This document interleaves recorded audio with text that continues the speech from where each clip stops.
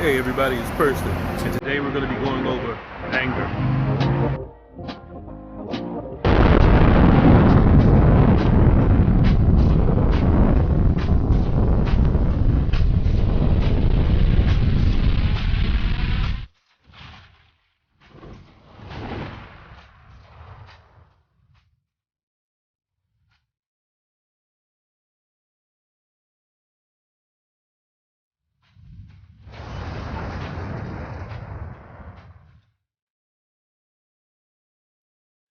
Contrary to what some believe, anger is okay.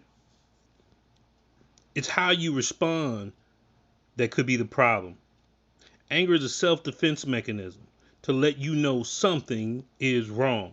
Pain is the same thing, it lets you know when something is wrong. So, what's really wrong is the emotion that's not being managed that leads to anger. And it could be a variety of different emotions that exist before the display of anger. For this reason, anger can be arrested before it becomes a problem. Anger being arrested is not the same as like suppressing it. When I say arrest the anger, I'm saying detain the anger and release the real emotion that we should be dealing with. Otherwise, we could see two types of anger that would take place: explosive and implosive. I'm not even going into blackouts, but explosive anger is when someone acts out aggressively when mad, like cussing people out in the store for not having chopped beef displayed for on sale, or just something, just whatever it is, just overreacting to the nth degree. Implosive anger is when someone does not act out at all, time after time of being exposed to an obvious stimulus to them that angers them. And then they display a very visceral reaction, like, let's just say a bus driver is pissed at a person on a bus week after week, or they're mad at dispatch. And after having all they could take, they end up wrecking the bus and injuring a lot of people. So here are some steps to address anger. Whether this is for you or whether this is for someone else to have a conversation about. Step one, stop. Just stop. Remove yourself from the stimulus, man. Whatever you do, just don't. If you have a history of acting out in anger, you owe it to yourself and everyone else to do so. Failure to do this will cause someone to move in a way, dare I say, by habit, and they do what it is that they do, and we don't want that. Step two, assess the situation. Does it seem like it is their intent to provoke, which is an external stimulus, or is it more about my lack of understanding about a situation, internal? Either way, whatever you decide, you're right. See, what we want is what is most important, and that's to find out whether my emotions are internally motivated or externally motivated. Now, when I say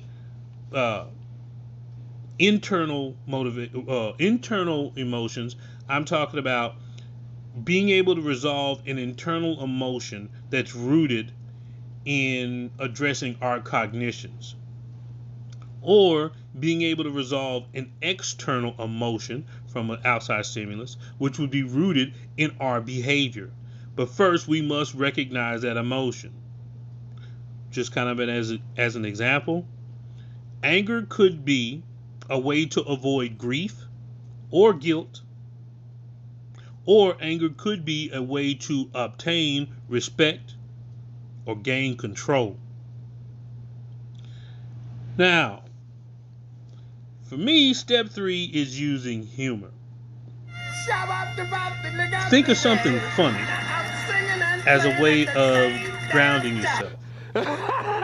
Distract. distract yourself from what is creating the issue for you. I would say, in regards to all the steps, this one for me is most important because I have a creative mind. But my advice is not to think of something that's funny and violent. We would like to keep, those type of dynamics separate to avoid permission statements to act out, the way we would normally act out. And step 4 is breathing. Full breaths in, full breaths out. The method I use is 4 to the third power, or 4 cubed, which is basically breathing in for 4 seconds, holding it for 4 seconds, breathing out for 4 seconds.